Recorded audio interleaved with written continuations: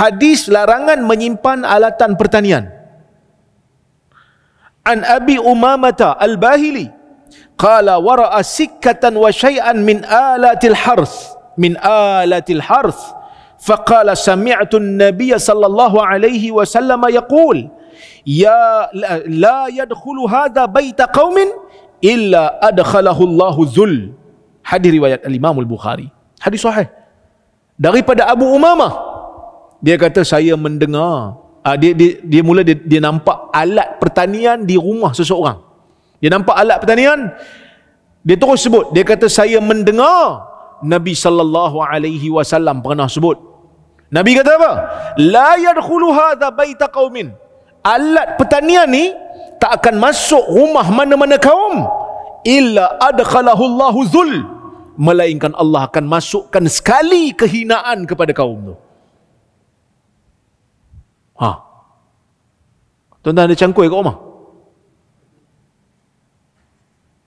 Ada pencebak kat rumah?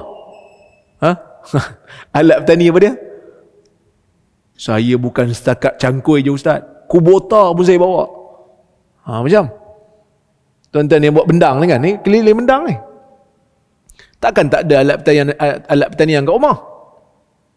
Baca satu hadis ni tuan-tuan, lepas ni semua pergi bakar lah. Kita bakar. Bakar habis lah. Tapi nanti dulu. Kerana pemahaman daripada hadis ni bukan sesingkat itu. Kerana hadis ni dia ada objektif. Dia ada konteks yang kita kena tengok hadis lain. Sebab di kalangan sahabat Nabi SAW ada juga yang ada kebun. Mesti ada alat. Kan? Mesti ada alat kat rumah. Tu yang duduk dekat Felda Cuping tu kan, duduk menoreh getah, alat nak pergi menoreh, yang tanam kelapa sawit tu, galah yang pergi kait tu semua alat-alat pertanian semua tu.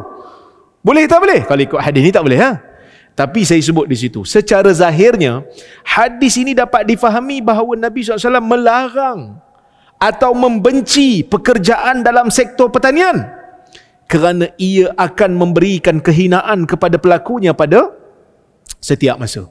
Itu zahirnya. Kalau kita tengok satu lafaz je lah. Namun hadis ni bercanggah dengan hadis lain yang menyeru umat Islam untuk terlibat dalam pertanian. Ada hadis lain juga. Nabi SAW sebut apa? Ma min muslim yaghrisu gharsan aw yazra'u zar'an fayakulu minhu tayr aw insan aw bahimah illa kana lahu bihi sadaqah. Ma min muslim, Nabi kata, tidak ada seorang muslim pun yaghrisu gharsan, yang menanam pokok yang besar, pokok yang tahan lama, au yazra'u zar'an, ataupun menanam pokok-pokok yang kecil-kecil ni. Kan pokok ada dua jenis. Satu pokok yang ada dahan, yang tahan lama. Satu lagi pokok yang tak ada dahan, macam pokok padi. Dia bukan tahan lama. Kan? Pokok gandum, dia tak ada dahan yang besar. Ada tempoh masa dia. Dua-dua ni Nabi kata, tak ada seorang muslim pun yang tanam, tiba-tiba datang burung makan, tiba-tiba datang orang makan, tiba-tiba datang binatang lain yang melata makan. Bahimah ni binatang yang berjalan lah, bukan yang terbang. So Nabi mention, kalau orang tanam pokok besar ke, pokok kecil ke, burung datang makan, orang datang makan, binatang yang berjalan di atas bumi datang makan, tak ada balasan dia melainkan dia akan dapat pahala sedekah. Tuan tengok, katalah di tepi rumah saya tu, saya sewa rumah kat sini kan, tepi rumah saya tu ada pokok betik. Pokok betik ni saya tak tahu siapa tanam, mungkin tuan rumah tanam kan. Buah dia banyak, tapi saya ingat kat Malaysia ni antara buah yang dizalimi buah betik lah kan. Orang buat cucuk mangga apa tu buang, tak ada, dia macam tak ada harga sikit lah, sebab mungkin dia setiap masa dia ada kan, dia tak macam musangking kan. Kan, benda yang bermusim ni mungkin lebih mahal, macam harum manis dia lebih mahal, orang tunggu-tunggu. Jadi kalau buah tak ada musim ni, kadang-kadang orang tak apa nak tengok kan, macam buah betik lah, cucuk bunga mangga kan, cucuk bunga mangga. Tahu bunga mangga? Tahu bunga mangga? Sini panggil bunga apa? Ha? Bunga mangga kan? Betul Yang kenduri yang orang bawa kan? Kan cucuk pakai bawah betik kan? Itu buang longkang kan? Dia macam tak ada nilai. Tapi sebelah rumah saya tu betik banyak. Kadang-kadang sampai tak termakan kan? Kadang-kadang kita ambil bagi kat orang. Kadang-kadang tak ada nak ambil. Burung datang dulu. Pandai pula tu dia pergi cari yang kuning. Maksud dia pergi cari yang dah masak kan? Pandai buat burung ni. Maksud burung tak buta warna. Tapi mungkin dia ada bau. So, datang makan. Burung datang makan tu, dia tak akan pergi sia-sia lah. Allah Azza wa Jal akan menghitung pahala, beri pahala kepada penanamnya. Kerana burung dapat manfaat. Kalau kita cabut bagi kat orang pun dapat pahala. Kalau binatang datang makan, binatang yang berjalan datang makan pun dapat pahala. So nak bagi tahu, pertanian lah ada pahala. Tadi kata alat pertanian tu bawa kehinaan. Yang ni kata kalau bercucuk tanam dapat pahala. Jadi kalau orang dia tak teliti, dia tengok apa? Hadis ni tak betul, dia tolak hadis. Kan? Sebenarnya bukan macam tu. Sebenarnya kena faham hadis berdasarkan konteks. Jadi sebab itu sebahagian ulama kata, sebahagian lah bukan semua. Sebahagian ulama kata, ulama ni dia berbahas, apakah pekerjaan yang paling baik dalam Islam?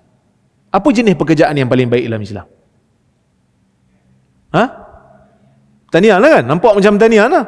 Sebab tanam aja, tak kira lah orang makan ke, binatang makan ke, dapat burung makan ke, dapat pahala. Memang ada sebahagian ulama kata pertanian. Tapi ada juga yang kata perniagaan. Kerana Nabi SAW sebelum menjadi Nabi, Nabi jadi apa? Nabi meniaga. Meniaga harta Khadijah. Ada juga yang kata, tak, pertanian pun bukan, perniagaan pun bukan. Pendapatan yang paling baik dalam agama ni dia kata ghanimah. Tahu. Pernah dengar perkataan ghanimah? Apa ghanimah? Harta rampasan perang yang diperolehi melalui jalan jihad. Dia kata mestilah lagi banyak dia punya pahala sebab dia pergi jihad, lepas tu dia menang, dia dapat harta rampasan. Wallahu ta'ala a'lam. Pendapat yang tepat dalam isu ni, pekerjaan apa yang paling baik dalam Islam?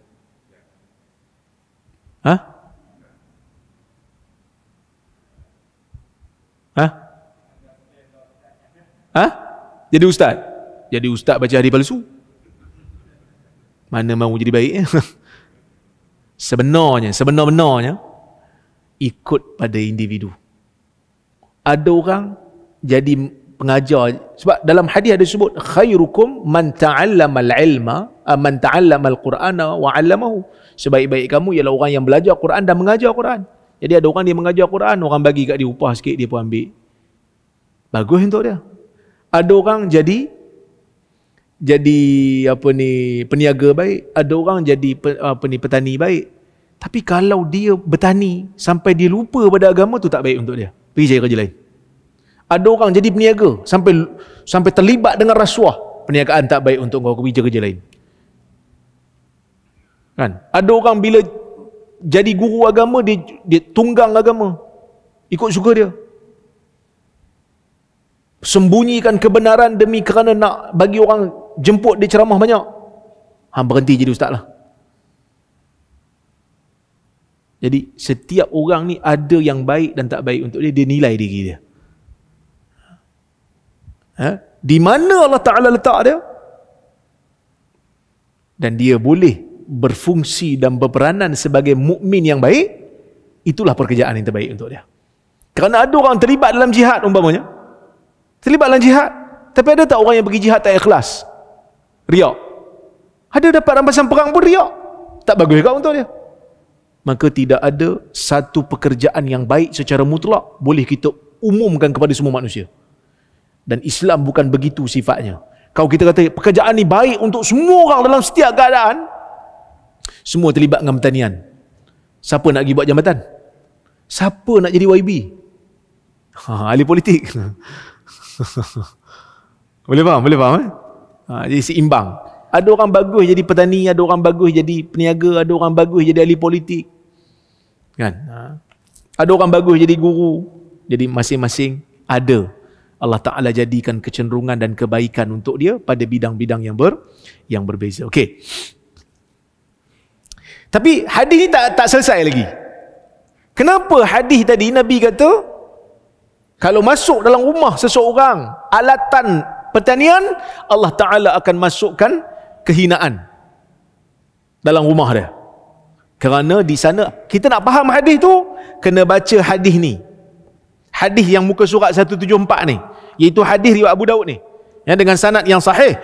Ani bin Umar radhiyallahu anhuma qala sami'tu Rasulullah sallallahu alaihi wasallam yaqul idza tabaya'tum bil 'inah wa akhadhtum adhnab al baqar wa raditum biz zar' wa taraktumul jihada sallallahu alaikum zullan la yanzi'uhu hatta tarji'u ila dinikum.